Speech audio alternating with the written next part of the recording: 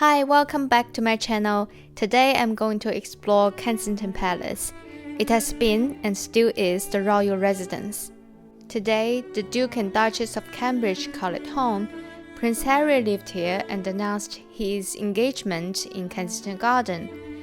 Princess Diana spent the happiest time in Kensington Palace during her marriage. Princess Margaret lived here and used to hold parties with celebrities from all over the world.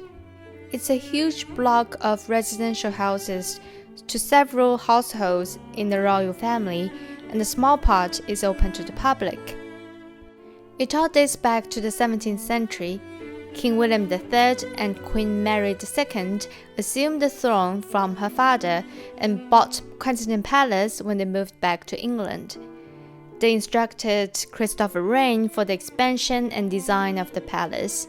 A King's Gallery was built for King William to hang his painting collections. Here's an interesting map above the fireplace with the size of England as big as France. Compared to the King's Gallery, Queen Mary's stateroom and dining room are much simpler. She died of smallpox in the palace, and the king personally attended her before she passed away. After King William died, the palace became the residence of Queen Anne. Her biggest contribution to the palace is the construction of orangery and the gardens. Glass was very expensive material in the 18th century, so the huge windows on the orangery were a sign of wealth.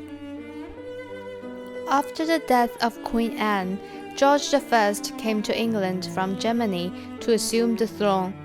Both George I and his son George II had a lavish lifestyle, threw lots of money in the decorations of the palace and entertaining their guests.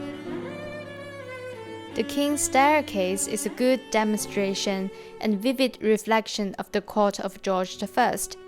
William Kent was commissioned to decorate the King's Staircase, and he painted the court members on the walls and ceiling.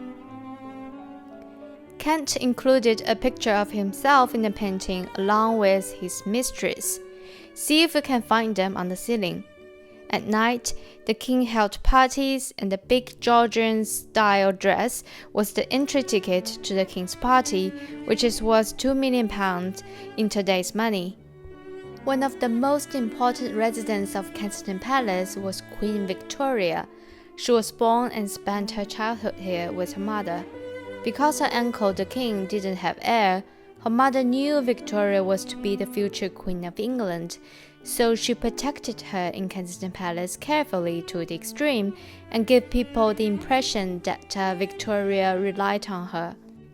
This is the room she held the first Privy Council in the morning she became the Queen in 1837, when she was at the age of 18. What was waiting for this 18-year-old young girl was a crowd of 97 older and seasoned politicians, statesmen, and senior members of the royal family. Within just a few months of her reign, she presented a strong character among all the senior male politicians. It's a bit disappointing that there was no exhibition for the current royal family in Kensington Palace, except for these photos. But I was lucky to enjoy the temporary exhibition of Princess Diana's wedding dress. It is indeed so gorgeous and looks so heavy and warm and uncomfortable. Anyways, Kensington Palace is often a hit and miss on the travel itinerary. Very likely you would visit Hyde Park when you visit London, but not many people would pay attention to Kensington Palace at the northwest corner of Hyde Park. I hope this video is somewhat useful if you're a fan of the royal family and when you plan your trip to London.